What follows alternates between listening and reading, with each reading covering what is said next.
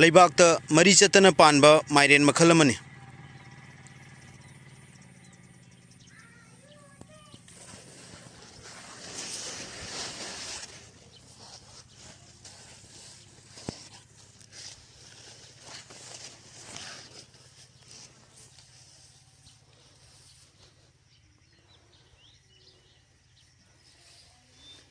माइरेन नतना तरबूज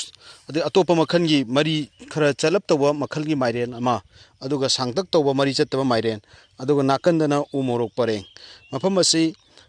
उयुमपोक ममांग लेकायद लेब अखोगी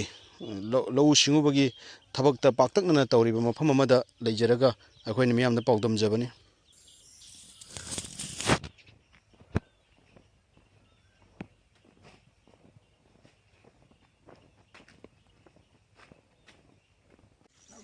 आई हुनिंग सुम्बा इबोंबी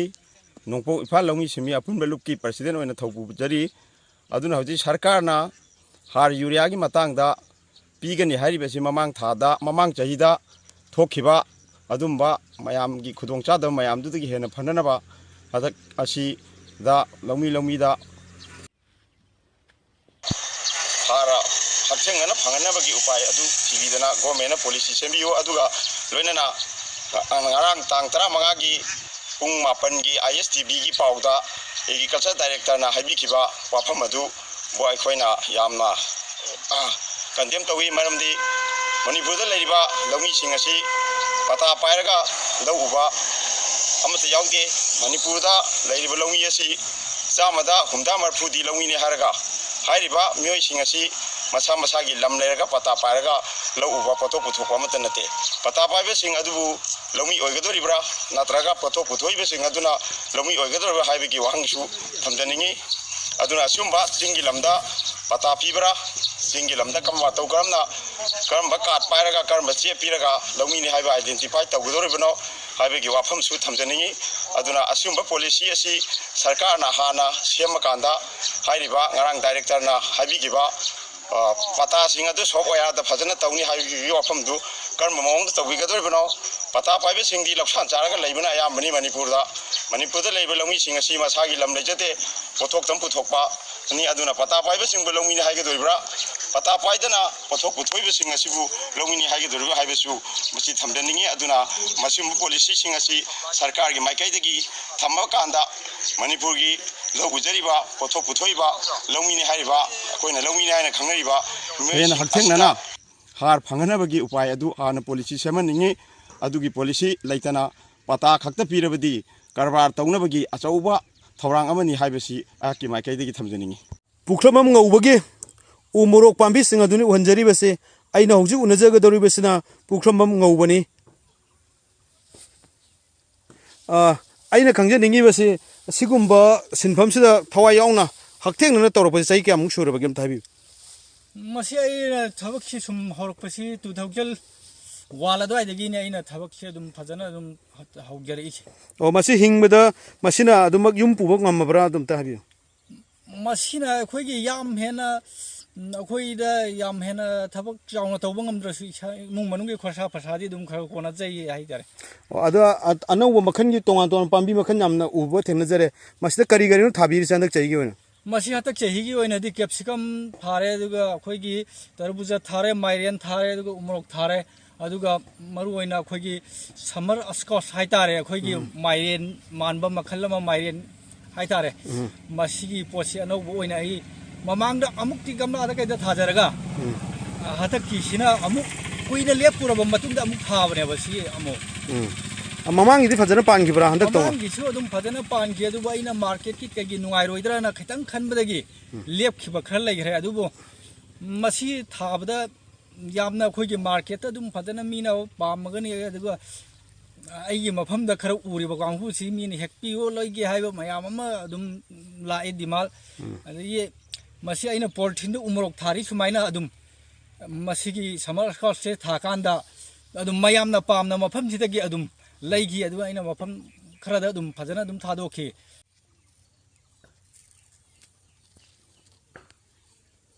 सिदि मरी याम चतिने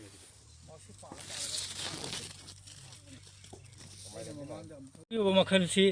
मसी बिलाइती मखल अहुम मरी सुई ꯑꯍꯨꯝ ꯃꯔꯤ ꯁꯨꯏ ꯌꯦꯂꯣ ꯑꯃ ꯂꯩꯔꯦ ꯒ꯭ꯔꯤꯟ ꯑꯃ ꯂꯩꯔꯦ ꯑꯗꯨꯒꯤ ꯃꯊꯛꯇ ꯃꯇꯨꯝ ꯇꯥꯕ ꯑꯩꯈꯣꯏꯒꯤ ꯃꯇꯨꯝ ꯇꯥꯕ ꯍꯥꯏꯇꯥꯔꯦ ꯑꯁꯤꯒ ꯑꯗꯨꯗ ꯃꯇꯨꯝ ꯇꯥꯕꯁꯤꯗ ꯌꯦꯂꯣ ꯑꯃꯁꯨ ꯒ꯭ꯔꯤꯟ ꯑꯗꯨꯝ ꯂꯩ ꯑꯗꯨ ꯃꯈꯜ ꯃꯔꯤ ꯂꯩ ꯍꯥꯏꯇꯥꯔꯦ ꯃꯁꯤ ꯃꯈꯜꯗ ꯑꯩꯅ ꯈꯪꯖꯕꯗ ꯍꯣꯔꯇꯤꯀꯜꯆꯔꯒꯤ ꯁꯥꯏꯠꯇꯒꯤ ꯑꯁꯤꯒꯤ ꯑꯩꯈꯣꯏꯒꯤ ꯄꯣꯂꯤ ꯍꯥꯎꯁꯁꯨ ꯑꯃ ꯄꯤꯕꯤꯔꯦ ꯑꯗꯨꯒ ꯑꯩꯈꯣꯏꯒꯤ ꯁ꯭ꯄ꯭ꯔꯤꯡꯀꯂꯔꯒꯨꯝꯕ ꯀꯩꯒꯨꯝꯕ ꯈꯔꯗꯤ ꯐꯪꯖꯔꯦ ꯑꯗꯣ ꯂꯧꯁꯤꯗꯤ ꯏꯁꯥꯒꯤ ꯂꯧ ꯉꯥꯛꯇꯔ ꯎꯅꯔꯤꯁꯤꯕꯣ ꯃꯁꯤ ꯂꯧꯁꯤ ꯁꯤ ꯃꯐꯝꯁꯤꯒꯤꯕꯨꯗꯤ ꯏꯁꯥꯒꯤꯅꯦ ꯍꯥꯏꯔꯦ ꯑꯗꯨꯒ ꯑꯩ ꯅꯠꯇꯕ ꯃꯌꯥꯝ ꯑꯃ ꯃꯤꯒꯤꯗ ꯀꯣꯏꯕ ꯌꯥꯎꯔꯤ ꯑꯗꯨꯒ ꯃꯁꯤꯒꯤ ꯃꯇꯥꯡꯗ ꯑꯩꯅ ꯈꯤꯇꯪ ꯄꯟꯖꯅꯤꯡꯕꯗꯤ ꯑꯩꯈꯣꯏꯒꯤ ꯍꯤꯡꯒꯣꯜ ꯀꯣꯏꯅꯤꯡꯕ ꯃꯁꯥꯒꯤꯗꯤ ꯀꯣꯏꯕ ꯌꯥꯕ ꯃꯐꯝ ꯅꯨꯡꯉꯥꯏꯕ ꯃꯐꯝ ꯆꯥꯕ ꯃꯐꯝꯗꯗꯤ ꯂꯩꯖꯗꯕ ꯍꯤꯡꯒꯣꯜꯗꯤ ꯀꯣꯏꯅꯤꯡꯕ ꯃꯌꯥꯝ ꯑꯃ ꯑꯩꯈꯣꯏꯒꯤ ꯃꯐꯝꯁꯤꯗꯁꯨ ꯂꯩꯔꯤꯑꯕ ꯑꯗꯨꯒ ꯃꯁꯥꯅꯒ ꯄꯥꯏꯔꯒ ꯁꯨꯝ ꯑꯩꯈꯣꯏꯒꯤ ꯍꯤꯡꯄꯣꯠꯇꯤ ꯊꯥꯖꯕ ꯑꯗꯨꯒ ꯁꯔꯀꯥꯔꯒꯤ ꯈꯨꯗꯣꯡꯆꯥꯕ ꯀꯩꯒꯨꯝꯕ ꯑꯃ ꯄꯤꯗꯧꯔꯦ ꯍꯥꯏ ꯀꯥꯟꯗ ꯑꯩꯈꯣꯏꯒꯤ ꯄꯥꯇꯥ ꯆꯪꯕ ꯃꯇꯥꯡꯁꯤꯗ ꯑꯩꯈꯣꯏꯒꯤ ꯊꯕꯛꯀꯤ ꯇꯧꯔꯒ ꯄꯥꯇꯥꯗꯤ ꯂꯩꯖꯗꯗꯅ ꯈꯨꯗꯣꯡꯆꯥꯕ ꯂꯧꯕ ꯉꯝꯗꯕ ꯃꯌꯥꯝ ꯑꯃꯁꯨ ꯂꯩ ꯑꯗꯨꯒ ꯑꯩꯈꯣꯏꯒꯤ ꯁꯤꯔꯒ ꯑꯩꯈꯣꯏ ꯀꯝꯄꯦꯟꯁꯦꯁꯟ ꯈꯔ ꯄꯤꯔꯛꯀꯗꯧꯗꯨꯁꯨ ꯄꯥꯇꯥ ꯄꯨꯊꯣꯛꯄ ꯉꯝꯗꯕꯗꯒꯤ ꯐꯪꯗꯕ सिगुम्बा मतांगिसु खैतंग लै अदुगा अखोइ लौपुनसु खैतंग पुक्सेन चाउथोकपिरगा मसिगी कोइगेरिबसिदा खैतंग पतानि खंगदे अखोइ यानबा था अमदको खैतंग येंगखेलनिंगे खा पिहनिंगे हाइतारे ngसाइगी तौगिरिबुदा याम नुंगाइजे हाइबिरिबो फमसि जननेता लुचिंगलेन हिजम इराबोन हाइरंबा लौमीना लबुकी मपु ओइगदबनी हाइबो फमदो हजि थोरकले मरमदि लैंगांगना हेक थबा अमा करो मते अमा पांगे हाइकंद पता पुथोरो एता हाइबा अदुबु लौमीसिनदि पता पुथोकप ngamjadaba अदुबु मयाम अदुना अवाबदु मफमसिदसु हाइबदि कोइ ngौबना अखोइगी तंबिरिबा पावसिना खंजरे मरमदि अखोइ हौजिक लौमीसिनदा पता लैतबगी अवाबा कया मायोकनदना लैरे हाइबसि यामना मयेक सेंग मफमनि मरमदुना असुगु मतांग असुदैदा अखोइ येंगसिनफम थोकपसिना येंगसिनबिबगी तंगाइ फदबदु लैरि मखाता नखोइने खंजनिंगिबसि हौजि अदु ओरगदि अखोइना कनो लौमी सिंगदा आदि मपु लौमी सिंग अदुना लौगी मपु दुदैदा अखोइ कनोसे अदुम पीबा मतमदा लौ उबा मतमदा चहीगी लौसान खरा पीगिबदुना अदुम मथंग मथंग उबदा कैसु कायदबदि लैब्रा मासी हुजिक मक्कीदे अखोइगी सि लौफम दुमदा लौसान पीखरगा मफमदुदा हिंगों कोइबा खोफौदी हुजिक लौपुदुना बुदि हुजिक फौददी केमता हाइबिद्रि ngसाइगी लौ कोइबदा पीगिबा मसानुदगी हिंगों कोइरगदी एसे मसाल हिंगा कदबने हाइबदुबौदी हुजिक फौदी लैतरि अखोइ लमदमसिदा याम थागचरी मयाम पुनमक हौजि तंबिरिबा लौमीगी मपावसि मयाम मियेंग ताबियो अदुगा लोनना लौमीसिंगना तमलिबसि खंगमिन्नरकांदा लौमीसिंगना क्याम वाजबा लौफम लैजदबसिंगना क्याम वाजबा हाइबदो मयाम पुनमकता अखोइगे लेबाकसि अंगम मथौसिंग नाकोंग यौबोइसनु लैंगा की थबक तौदु सरुक मसिन फरेना खलखिब्रासि कमाइन तरो लौमी मो ओइरकपनो अदुम ताबियो मासी तसिना हाइतारगदि मासी इमुंग मनुंगी दा अवाबसु यामना लैखिबा अखोइना अंगांग ओइरिङै मतमदा हाइतारे अखोइ सि लौ परि अनि उरतारगसु अखोइ तरि निपान चाबदा ngसाइगी चाना बबु कोनदबगी फिबम अमा लैरमबा हाइतारे मतमदुदा याम nganna अखोइगी लौ संगम अमदा फवोट तरेट तरा सवाइ थोगदी हेता स्ट्रांगा थोगदी ख्वाइ यामबो ओइरमबा ओइरमबा मतमसिदा अखोइ मुंगी खरसा पसा खसु फौसिंग लै ताइना अखोइ अहल जिंगना तौबिरमबदको अदगी मतमदुदा अहल लमन जिंगखिनासु हार नुंग सि केमता सिजनरमबदा हाइतारे हार नुंग केम सिजनरमदबा अदगी अखोइगी इमुंगी अहल लमनदुना ngसाइगी लौ परि अनि उतारगसु मदुगी मपुंग फाबा सेबासु तौबंगमदबा हाइतारे पियंगबो ओरसु तौबंगमदबा अदगी हार हाइरा चाइरमद्रबनिना लुमतमदुदा फौथोकसि याम वाटखिबा हाइतारे वाटपदुना अखोइ मुंगी खरसा फरसाजु फौदगी दुम सिजनबा अदगी चानबसु तौबा अदुइ मतमदुदा चानबसि कोनददना अखोइसि याम वारकपा हाइतारे अहल लमन याम वाबदगी अखोइनसु असा फौथोकसि कमाइन तौगदगे गाइना खलक कानसिदा अखोइना अइना खलक कानसिदा हाइतारे हार चाइदबा यारो अखोइगी कनो तौबा मसी मतंगिदा अरिबा वारी अमख पंजौगेको अखोइगी इपुसिना हार चाइगेसि यारमदेबा इपाबोपुसिना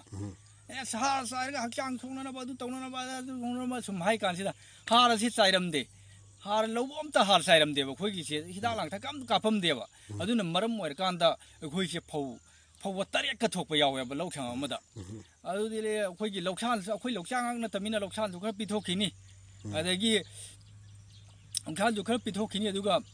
इमुंग मनुंगी चानबसु खा तौरने अदगी खरसा पसाजु फौदगी पामा लौमीनिना फौसेंगदगी अदुम तारगा खरसा पसाजु सियनरकपनिना चानबसे कोनरक्तबा हाइतारे कोनरक्तबा मतमसिदा आइना हारे अखोइ इपु होइनदि यारमदे अदु इपु होइ लैगिद्रा मतुंगसिदा ꯆꯥꯅꯕꯁꯤ ꯀꯣꯟꯅꯅꯕ ꯀꯃꯥꯏꯅ ꯇꯧꯒꯦ ꯍꯥꯏꯁꯤꯗ ꯑꯩꯈꯣꯏꯒꯤ ꯀꯦꯃꯤꯀꯦꯜꯒꯤ ꯍꯥꯔ ꯃꯌꯥꯝ ꯑꯃ ꯁꯤꯖꯤꯟꯅꯔꯛꯑꯦ ꯑꯗꯒꯤ ꯍꯤꯗꯥꯛ ꯂꯥꯡꯊꯛ ꯀꯥꯞꯄꯛꯑꯦ ꯀꯥꯞꯄꯛꯇꯅ ꯇꯧ ꯀꯥꯟꯁꯤꯗ ꯐꯧꯁꯤ ꯗꯕꯜ ꯏꯟꯀꯝ ꯂꯥꯛꯑꯦꯕ ꯉꯁꯥꯏꯒꯤ 30 ꯊꯣꯛꯄꯁꯤ 60 ꯃꯌꯥ ꯑꯗꯨꯝ ꯂꯥꯛꯑꯦꯕ ꯑꯗꯩꯗꯤ ꯁꯨꯝ ꯆꯥꯅ ꯊꯛꯅꯕꯁꯦ ꯑꯩꯈꯣꯏ ꯈꯔ ꯀꯣꯝꯃꯛꯑꯦ ꯀꯣꯝꯃꯛꯄꯁꯤꯗꯒꯤ ꯁꯨꯝ ꯇꯧꯔꯒ ꯑꯩꯁꯤ ꯍꯤꯡꯒꯣꯜ ꯀꯣꯏꯕꯒꯤ ꯋꯥꯈꯜꯁꯦ ꯑꯗꯨꯗꯒꯤ ꯁꯨꯝ ꯆꯪꯈꯤꯕ ꯍꯥꯏꯇꯥꯔꯦ ꯑꯩꯈꯣꯏꯒꯤ ꯑꯋꯥꯕ ꯍꯤꯡꯒꯣꯜ ꯀꯣꯏꯕ ꯌꯥꯝ ꯅꯨꯡꯉꯥꯏꯖꯩ ꯑꯗꯣ ꯍꯧꯖꯤꯛ ꯊꯪꯅꯔꯤꯕ ꯏꯃꯨꯡ ꯃꯅꯨꯡꯁꯤꯡꯁꯨ ꯌꯥꯝꯅ ꯇꯧꯕ ꯎꯔꯦ ꯑꯗꯣ ꯍꯥꯏꯐꯦꯠꯇꯪ ꯀꯅꯥꯅ ꯌꯨꯝ ꯃꯤꯡ ꯑꯝꯇ ꯄꯟꯕꯤꯕ ꯌꯥꯕ꯭ꯔꯥ ꯁ꯭ꯋꯥꯏꯗ ꯁꯨꯝꯕ ꯍꯤꯡꯒꯣꯜ ꯀꯣꯏꯕꯗ ꯄꯟꯖꯒꯦ ꯑꯗꯨꯝ ꯃꯌꯥꯝ ꯑꯃ ꯂꯩ ꯍꯤꯡꯒꯣꯜ ꯀꯣꯏꯕꯁꯤ ꯍꯧꯖꯤꯛ ꯁꯝꯅ ꯍꯥꯏꯔꯕꯗ ꯑꯩꯈꯣꯏ ꯆꯧꯕꯨꯃꯝ ꯖꯤꯕꯟ ꯆꯧꯕꯨꯃꯝ ꯀꯣꯕ ꯑꯗꯒꯤ ꯑꯣꯏꯅꯥꯝ ꯏꯕꯣꯝꯕꯤ ꯑꯣꯏꯅꯥꯝꯒꯤ ꯖꯣꯏꯆꯟꯗ꯭ꯔ ꯑꯣꯏꯅꯥꯝ ꯕꯤꯗꯨꯔ ꯑꯗꯒꯤ ꯄꯨꯈ꯭ꯔꯝꯕꯝꯒꯤ ꯑꯉꯧ ꯑꯗꯒꯤ ꯑꯩꯒꯤ ꯍꯦꯛ ꯊꯪꯅꯔꯤꯕ ꯐꯖꯅ ꯃꯥꯏꯁꯨ ꯇꯧꯔꯤ ꯑꯗꯨꯁꯤꯅ ꯋꯥꯏꯃꯝꯒꯤ ꯖꯤꯇꯦꯟ ꯑꯗꯒꯤ ꯋꯥꯏꯃꯝ ꯗꯥꯁꯣꯏ ꯀꯥꯏꯅ ꯑꯩꯈꯣꯏ ꯃꯌꯥꯝ ꯑꯃ ꯂꯩꯔꯤꯑꯕ ꯍꯤꯡꯒꯣꯜ ꯀꯣꯏꯔꯕ ꯑꯔꯤꯕ ꯃꯌꯥꯝ ꯑꯃ ꯌꯥꯎꯔꯤ ꯑꯗꯨꯒ ꯑꯅꯧꯕꯁꯨ ꯑꯗꯨꯝ ꯈꯔ ꯌꯥꯎꯔꯤ ꯍꯧꯖꯤꯛ ꯑꯗꯨꯗꯤ ꯍꯤꯡꯒꯣꯜ ꯀꯣꯏꯕꯁꯤꯗ ꯃꯌꯥꯝꯁꯦ ꯃꯥꯏ ꯑꯣꯟꯁꯤꯟꯅꯔꯛꯂꯕ꯭ꯔꯥ ꯂꯝꯗꯝꯁꯦ ꯌꯥꯝ ꯐꯖꯅ ꯑꯗꯨꯝ ꯃꯐꯝꯁꯤ ꯍꯤꯡꯒꯣꯜ ꯀꯣꯏꯕ ꯃꯐꯝ ꯑꯃ ꯍꯥꯏꯕꯗꯨ ꯑꯗꯨꯝ ꯍꯥꯏꯕ ꯌꯥꯔꯦꯅ ꯑꯗꯨꯝ ꯈꯜꯂꯦ ꯏꯁꯤꯡ ꯅꯨꯡꯁꯤꯡꯒꯤ ꯐꯤꯕꯝ ꯀꯃꯥꯏꯅ ꯇꯧꯔꯤ ꯏꯁꯤꯡ ꯅꯨꯡꯁꯤꯡꯒꯤꯁꯦ ꯑꯩꯈꯣꯏꯒꯤꯁꯤ ꯑꯋꯥꯕ ꯌꯥꯝ ꯂꯩ ꯑꯋꯥꯕ ꯌꯥꯝ ꯂꯩ ꯍꯥꯏꯕꯗꯤ ꯍꯦꯟꯖꯟꯕꯒꯤꯁꯨ ꯑꯋꯥꯕ ꯑꯋꯥꯠꯄꯒꯤꯁꯨ ꯑꯋꯥꯕ ꯂꯩꯌꯦꯕ ꯑꯩꯈꯣꯏꯒꯤ ꯈꯥꯃꯦꯟꯂꯣꯛ ꯈꯣꯡ ꯍꯥꯏꯔꯒ ꯆꯦꯜꯂꯤꯕ ꯁꯤꯒꯤ ꯍꯦꯛ ꯂꯩꯄꯜ ꯑꯃ ꯂꯩꯁꯤꯗ ꯃꯁꯤꯁꯤꯅ ꯏꯁꯤꯡ ꯍꯤꯡꯒꯣꯜ ꯌꯥꯝꯅ ꯀꯣꯏꯅꯔꯛꯄꯅꯤꯅ ꯏꯁꯤꯡ ꯅꯣꯡ ꯈꯔ ꯋꯥꯠꯄ ꯃꯇꯝꯗ ꯏꯁꯤꯡꯁꯤ ꯍꯦꯛ ꯀꯪꯉꯒ ꯍꯤꯡꯒꯣꯜ ꯆꯥꯏꯅꯤꯡꯉꯥꯏ ꯏꯁꯤꯡ ꯋꯥꯠꯂꯛꯄ ꯃꯇꯝꯁꯨ ꯌꯥꯎꯋꯦ ꯑꯗꯨꯒ ꯑꯗꯒꯤ ꯑꯃꯨꯛꯁꯨ ꯏꯁꯤꯡ ꯆꯥꯎꯔꯒ ꯂꯩꯄꯜꯁꯦ ꯄꯥꯔꯒ ꯆꯦꯜꯂꯛꯑꯀꯥꯟꯗ ꯍꯤꯡꯒꯣꯜꯁꯤꯗ ꯃꯥꯡꯍꯟꯕ ꯇꯥꯍꯟꯕꯁꯨ ꯑꯗꯨꯝ ꯌꯥꯎꯋꯦ ꯌꯥꯝ ꯅꯨꯡꯉꯥꯏꯖꯩ ꯑꯗꯣ ꯍꯧꯖꯤꯛ ꯂꯩꯉꯥꯛꯀꯤ ꯊꯕꯛ ꯇꯧꯅꯤꯡꯗ꯭ꯔꯕ꯭ꯔꯥ ꯃꯁꯤ ꯇꯧꯗꯕ ꯐꯔꯦ ꯈꯜꯂꯕ꯭ꯔꯥ ꯑꯝꯇ ꯍꯥꯏꯕꯤꯌꯨ ꯂꯩꯉꯥꯛꯀꯤ ꯊꯕꯛꯁꯤ ꯊꯣꯏꯗꯣꯛꯅ ꯈꯜꯂꯨꯗ꯭ꯔꯦꯗꯤ ꯃꯁꯤ ꯂꯩꯉꯥꯛꯀꯤ ꯊꯕꯛ ꯑꯃ ꯇꯧꯀꯥꯟꯗ ꯑꯩꯈꯣꯏꯅ ꯃꯐꯝ ꯈꯨꯗꯤꯡꯃꯛ ꯆꯠꯂꯒ ꯊꯕꯛ ꯇꯧꯔꯅꯤ ꯉꯁꯥꯏꯒꯤ ꯂꯩꯉꯥꯛꯀꯤ ꯊꯕꯛ ꯑꯃ ꯇꯧꯔꯨꯔꯕꯅꯤꯅ ꯂꯩꯉꯥꯛꯅ ꯊꯥꯕ ꯃꯐꯝꯗꯨꯗ ꯑꯩꯈꯣꯏ ꯆꯠꯇꯧꯔꯤꯕꯅꯤ ꯑꯗꯨꯒ ꯑꯩꯅ ꯁꯤꯗ ꯇꯧꯖꯔꯤꯕꯁꯤꯗꯤ ꯑꯩ ꯌꯨꯝꯗ ꯑꯗꯨꯝ ꯂꯩꯔꯒ ꯇꯧꯗꯧꯔꯤꯕꯅꯤ ꯇꯧꯔꯕ ꯃꯇꯨꯡꯗ ꯑꯩꯅ ꯆꯠꯅꯤꯡꯕ ꯃꯥꯏꯀꯩꯗꯁꯨ ꯊꯥꯗꯣꯛꯑꯒ ꯑꯗꯨꯝ ꯆꯠꯄ ꯉꯝꯗꯣꯏꯅꯦꯕ ꯂꯩꯉꯥꯛꯀꯤ ꯊꯕꯛ ꯇꯧꯔꯝ ꯇꯥꯔꯒꯗꯤ ꯑꯩꯅ ꯆꯠꯅꯤꯡꯕ ꯑꯃꯗꯨ ꯍꯦꯛꯇ ꯌꯥꯔꯣꯏꯗꯧꯔꯤꯕꯅꯤ ꯑꯗꯣ ꯏꯆꯥ ꯏꯅꯥꯎꯁꯤꯡꯁꯨ ꯂꯣꯏꯅꯃꯛ ꯀꯩꯁꯨ ꯀꯥꯟꯅꯗ꯭ꯔꯦ ꯂꯩꯉꯥꯛ ꯊꯕꯛ ꯇꯧꯗꯣꯏ ꯁꯔꯨꯛ ꯂꯧꯃꯤ ꯑꯣꯏꯅ ꯐꯔꯦꯅ ꯈꯟꯅꯔꯛꯑꯕ꯭ꯔꯥ ꯍꯧꯖꯤꯛꯁꯤꯕꯣ ꯃꯁꯤ ꯂꯩꯉꯥꯛꯀꯤ ꯊꯕꯛ ꯇꯧꯕ ꯍꯥꯏꯕꯁꯤ ꯍꯧꯖꯤꯛ ꯃꯇꯝꯗꯗꯤ ꯑꯋꯥꯕꯅꯤ ꯂꯩꯉꯥꯛꯀꯤ ꯊꯕꯛ ꯇꯧꯕ ꯃꯇꯝꯁꯤ ꯃꯌꯥꯝ ꯑꯃ ꯇꯥꯟꯅꯗꯅ ꯂꯩꯔꯕꯅꯤꯅ ꯑꯩꯅ ꯇꯥꯟꯅꯔꯨꯔꯒ ꯍꯦꯛꯇ ꯐꯪꯅꯤ ꯍꯥꯏꯕꯁꯨ ꯂꯩꯇꯕꯅꯤna ꯑꯃꯅ ꯇꯥꯟꯅꯅꯤ ꯍꯥꯏꯕꯁꯨ ꯐꯪꯗꯕꯅꯤ ꯍꯥꯏꯕꯁꯨ ꯂꯩꯇꯦ ꯑꯗꯨꯒ ꯍꯧꯖꯤꯛꯇꯤ ꯀꯔꯞꯁꯟꯒꯤ ꯍꯥꯏꯕ ꯑꯃꯁꯨ ꯂꯩꯔꯦ ꯁꯪꯒ ꯄꯪꯒ ꯍꯥꯏꯕ ꯑꯃꯁꯨ ꯂꯩꯔꯦ ꯁꯣꯝꯗ ꯍꯧꯖꯤꯛ ꯃꯌꯥꯝꯅ ꯍꯥꯏꯅꯔꯤꯕ ꯄꯣꯠꯇꯨꯅꯤ ꯑꯩꯅ ꯍꯥꯏꯖꯔꯤꯗꯤ ꯑꯩꯗꯤ ꯊꯣꯏꯗꯣꯛ ꯈꯪꯕꯗꯤ ꯅꯠꯇꯦ ꯑꯗꯨꯒ ꯉꯁꯥꯏꯒꯤ ꯄꯩꯁꯥ ꯑꯅꯝꯕꯔꯒ ꯄꯩꯁꯥ ꯊꯕꯛꯁꯨ ꯑꯣꯏꯔꯛꯇ꯭ꯔꯦ ꯄꯩꯁꯥꯁꯨ ꯍꯟꯗꯣꯛꯄꯤꯗ꯭ꯔꯦꯒ ꯍꯥꯏꯕ ꯃꯌꯥꯝ ꯑꯃꯁꯨ ꯂꯩꯔꯤ ꯑꯗꯨꯅ ꯄꯥꯏꯔꯤꯕ ꯄꯩꯁꯥꯗꯣ ꯊꯥꯗꯔꯒ ꯑꯩꯈꯣꯏꯒꯤ ꯌꯥꯝ ꯏꯪꯅ ꯆꯤꯛꯅ ꯁꯥꯟꯇꯤ ꯑꯣꯏꯅ ꯂꯩꯅꯕ ꯀꯔꯤ ꯑꯩꯈꯣꯏꯒꯤ ꯊꯕꯛ ꯃꯌꯥꯝ ꯑꯃ ꯂꯩꯈ꯭ꯔꯦ ꯑꯣꯛ ꯑꯣꯏꯔꯁꯨ ꯁꯟ ꯑꯣꯏꯔꯁꯨ ꯑꯗꯒꯤ ꯃꯅꯥ ꯃꯁꯤꯡ ꯚꯦꯖꯤꯇꯦꯕꯜꯒꯤ ꯊꯥꯕ ꯑꯣꯏꯔꯁꯨ ꯃꯌꯥꯝ ꯑꯃ ꯂꯩꯈ꯭ꯔꯦ ꯁꯨꯝꯕꯗ ꯁꯥꯏꯠꯇꯁꯨ ꯈꯤꯇꯪ ꯍꯣꯠꯅꯃꯤꯟꯅꯁꯦ ꯍꯥꯏꯕ ꯂꯩ ꯊꯕꯛ ꯇꯥꯟꯅꯕ ꯈꯨꯗꯤꯡꯃꯛ ꯊꯕꯛ ꯐꯪꯉꯣꯏꯗꯕꯅꯤꯅ ꯌꯥꯝ ꯅꯨꯡꯉꯥꯏꯖꯩ ꯑꯗꯣ ꯑꯔꯣꯏꯕꯗ ꯑꯣꯏꯅ ꯈꯪꯖꯅꯤꯡꯉꯤꯕꯁꯤ ꯂꯧꯃꯤ ꯑꯃ ꯑꯣꯏꯔꯨꯕꯒꯤ ꯅꯨꯡꯉꯥꯏꯕꯗꯣ ꯑꯝꯇ ꯍꯥꯏꯕꯤꯌꯨ ꯈ꯭ꯋꯥꯏ ꯅꯨꯡꯉꯥꯏꯔꯛꯄ ꯃꯤꯀꯨꯞꯁꯦ ꯂꯧꯃꯤꯅ ꯑꯗꯩ ꯑꯩ ꯊꯥꯔꯤꯕ ꯄꯣꯠ ꯆꯩꯁꯤꯡꯁꯤ ꯎꯔꯒ ꯍꯥꯏꯗꯤ ꯄꯨꯛꯅꯤꯡꯗ ꯐꯥꯎꯕ ꯈ꯭ꯋꯥꯏ ꯅꯨꯡꯉꯥꯏꯔꯛꯄ ꯃꯤꯀꯨꯞꯇꯨ ꯑꯝꯇ ꯍꯥꯏꯕꯤꯌꯨ ꯑꯔꯣꯏꯕ ꯑꯣꯏꯅ ꯂꯧꯃꯤ ꯑꯩꯈꯣꯏꯅ ꯅꯨꯡꯉꯥꯏꯖꯕꯁꯤ ꯑꯩꯅ ꯊꯥꯔꯤꯕ ꯄꯣꯠꯇꯨꯅ ꯈ꯭ꯋꯥꯏꯗꯒꯤ ꯐꯒꯠꯂꯛꯄꯗꯨꯅꯤ ꯑꯩꯈꯣꯏꯅ ꯌꯥꯝ ꯅꯨꯡꯉꯥꯏꯖꯔꯤꯁꯦ ꯏꯃꯨꯡ ꯃꯅꯨꯡꯅꯁꯨ ꯁꯞꯄꯣꯔꯠ ꯇꯧꯕꯤ ꯑꯗꯨꯒ ꯑꯩꯅꯁꯨ ꯀꯟꯅ ꯍꯣꯠꯅꯖꯩ ꯑꯗꯨꯒ ꯑꯇꯣꯞꯄ ꯁꯤꯡꯅꯁꯨ ꯃꯇꯦꯡ ꯌꯥꯝꯅ ꯄꯥꯡꯕꯤ ꯍꯧꯖꯤꯛ ꯇꯔꯕꯨꯁꯁꯦ ꯍꯧꯖꯤꯛ ꯄꯥꯜꯂꯤꯕ ꯎꯔꯤꯕ ꯇꯔꯕꯨꯁꯤꯡꯁꯤ ꯌꯣꯟꯕ ꯌꯥꯔꯕ ꯆꯥꯕ ꯌꯥꯔꯕ ꯇꯔꯕꯨꯁꯔ ꯌꯥꯗ꯭ꯔꯤꯕ꯭ꯔꯥ ꯃꯇꯝ ꯋꯥꯠꯂꯤꯕ꯭ꯔꯥ ꯁꯤꯕꯣ ꯃꯁ꯭ꯋꯥꯏꯗ ꯂꯩꯔꯤꯕ ꯇꯔꯕꯨꯁꯁꯤꯡꯁꯤ ꯑꯩꯈꯣꯏ ꯅꯧꯔꯤ ꯍꯥꯏꯇꯥꯔꯦ ꯃꯁꯤ ꯆꯥꯕ ꯌꯥꯗ꯭ꯔꯤ ꯑꯣꯀꯦ ꯑꯗꯣ ꯍꯧꯖꯤꯛ ꯃꯥꯔꯀꯦꯠꯇ ꯐꯪꯍꯜꯂꯤꯕ ꯉꯁꯤꯃꯛ ꯄꯣꯠ ꯆꯩ ꯊꯥꯕ ꯆꯠꯄꯤꯔꯨꯏꯅ ꯇꯥꯏ ꯀꯔꯝꯕ ꯃꯈꯜꯅꯣ ꯊꯥꯕꯤꯔꯤ ꯃꯁꯤ ꯀꯦꯞꯁꯤꯀꯝ ꯏꯟꯗ꯭ꯔꯥ ꯍꯥꯏꯔꯤꯕ ꯚꯦꯔꯥꯏꯇꯤ ꯃꯈꯜ ꯑꯗꯨꯅꯤ ꯑꯩꯅ ꯉꯁꯤ ꯄꯣꯠ ꯊꯥꯔꯨꯔꯤꯕꯁꯤ ꯃꯁꯤ ꯀꯤꯂꯣꯗ ꯀꯌꯥꯃꯨꯛ ꯀꯤꯂꯣꯗ ꯃꯁꯤ ꯍꯧꯖꯤꯛ ꯑꯩꯅ ꯊꯥꯖꯔꯨꯔꯤꯁꯦ ꯉꯁꯤꯃꯛ ꯊꯥꯖꯔꯨꯔꯤꯕ ꯀꯤꯂꯣꯗ 80 ꯁꯥꯔꯒ ꯊꯥꯔꯝꯕꯅꯤ ꯊꯣꯡꯉ ꯆꯥꯅꯕ ꯀꯩꯅꯣ ꯃꯈꯜꯗꯨꯅꯤ ꯌꯥꯕ ꯃꯈꯜ ꯑꯗꯒꯤ ꯆꯥꯛ ꯑꯣꯏꯅ ꯇꯧꯔꯁꯨ ꯌꯥꯕ ꯃꯣꯔꯣꯛ ꯃꯈꯜꯗꯣ ꯃꯣꯔꯣꯛ ꯃꯈꯜ ꯑꯆꯧꯕꯗꯣ ꯃꯁꯤ ꯃꯅꯤꯄꯨꯔꯗ ꯃꯌꯥꯝ ꯄꯥꯛꯇꯛꯅꯅ ꯊꯥꯅꯔꯕ꯭ꯔꯥ ꯍꯧꯖꯤꯛꯁꯤꯕꯣ ꯃꯁꯤ ꯍꯧꯖꯤꯛꯇꯤ ꯌꯥꯝ ꯐꯖꯅ ꯊꯥꯔꯦ ꯑꯩꯈꯣꯏ ꯁ꯭ꯋꯥꯏꯗ ꯊꯥꯕꯗ ꯃꯐꯝ ꯐꯅ ꯌꯥꯝꯃꯦ